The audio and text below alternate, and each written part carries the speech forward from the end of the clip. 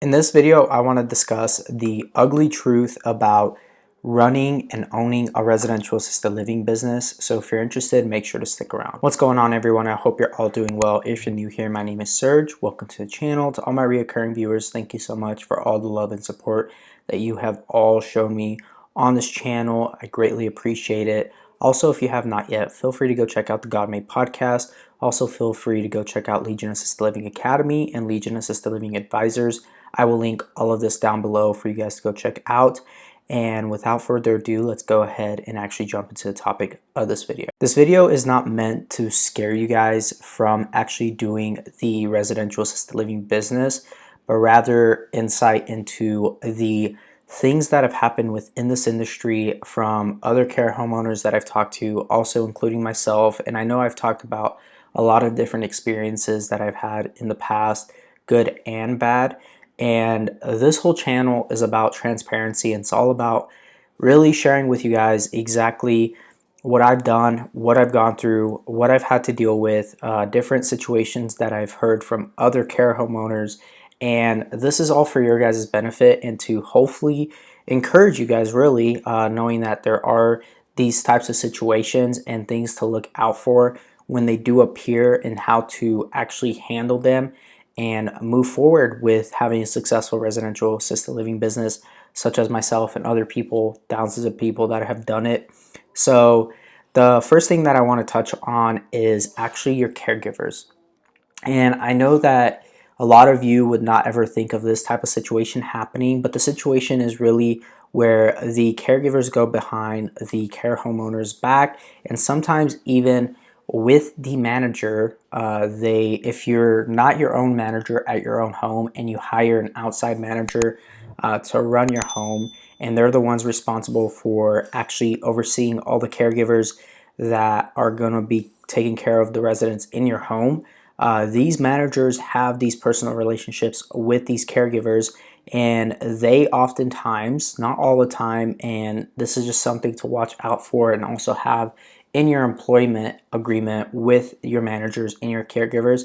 But what happens is that care homeowners don't take the necessary precaution to prevent this type of situation from happening, which is where the manager or the caregiver or both talk to families and encourage them and even convince them to move out of your care home. And why does that benefit them? Well, if they have a relative or they have a family member who actually has a care home, and let's say that care home isn't necessarily being filled and residents aren't moving into that care home for whatever reason, maybe it's a bad location, maybe it's bad care, maybe it's a bad reputation, whatever the case is, they're not filling their beds. And so the caregivers that are working at your home may actually end up taking the residents that you have in your home that you paid a referral fee for and invested into, right? And you've built a relationship with these residents.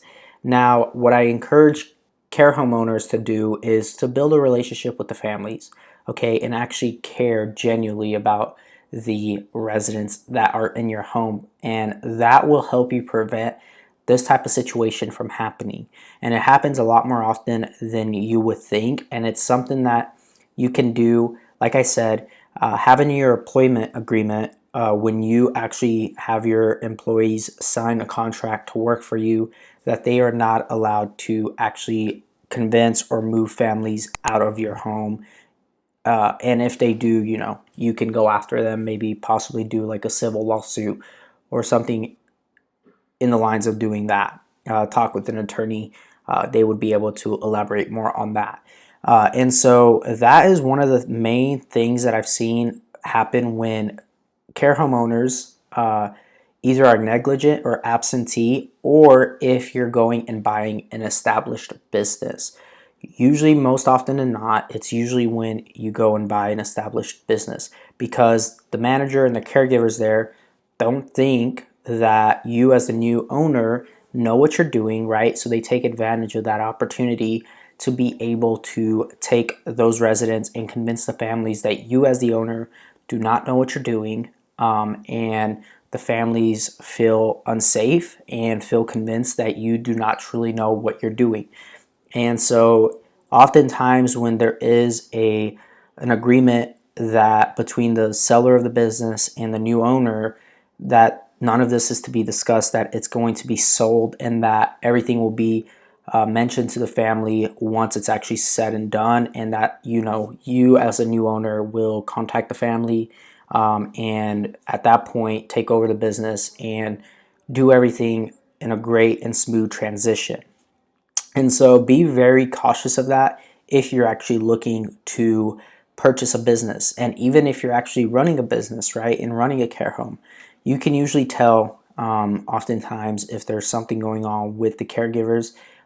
For instance, they may be spending a lot more time with a certain resident than they would with other residents, right? They're building that relationship, and family is never really coming to you about situations or to your manager, and they're just only going to the caregiver.